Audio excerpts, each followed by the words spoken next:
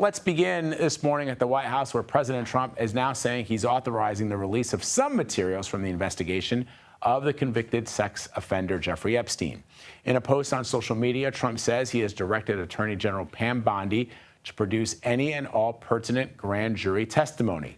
This comes as a new Wall Street Journal report on Trump and Epstein's relationship is adding fuel to the fire. The article claims Trump sent Epstein a bawdy letter for his 50th birthday, which allegedly included a drawing of a naked woman. The president denied the allegations and is calling the letter fake, and he's now saying he will sue the news organization. CBS News correspondent Natalie Brand has more on this and is joining me now from the White House. So, Natalie, can you explain to people who might not have seen this Wall Street Journal article what is in the report, what the allegation is, and what the president is saying? Yeah, the president is calling this a fake story, and as you noted, threatening to sue the Wall Street Journal and owner Rupert Murdoch, who, note, has been an ally of the president in the past.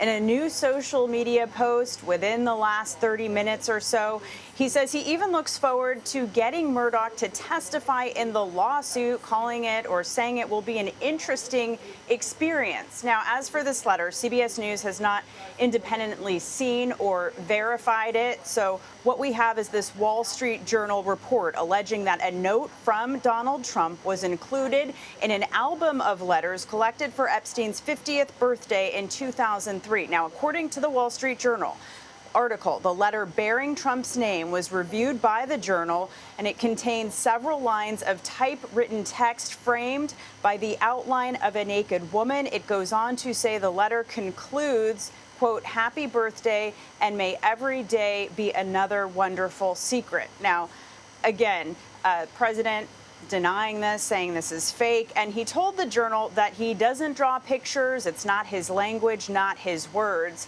Press Secretary Caroline Leavitt, weighing in, also said that the Wall Street Journal refused to show them the letter.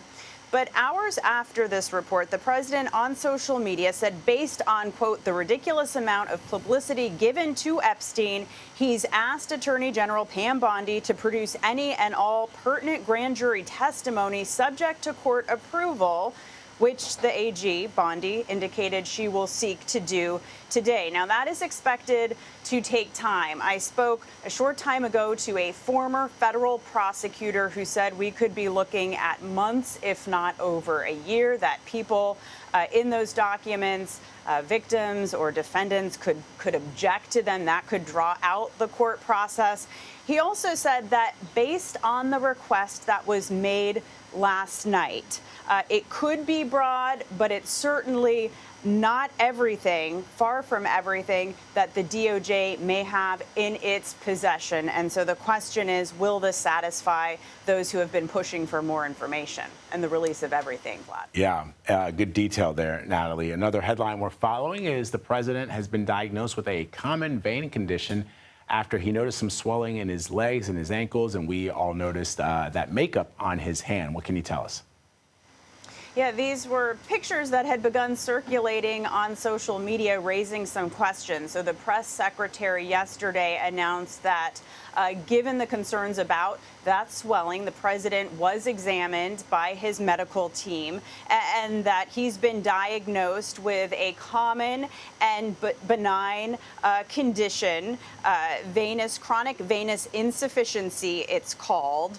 But they said that there is no indication of anything more serious, such as deep vein thrombosis or arterial disease, that a number of tests were conducted. They released a memo by the president's physician saying overall, he's in excellent health. And they attributed that bruising on his hands to shaking a lot of hands and also taking aspirin as part of a cardiovascular prevention regimen. But all right, Natalie Brand for us at the White House. Natalie, thank you.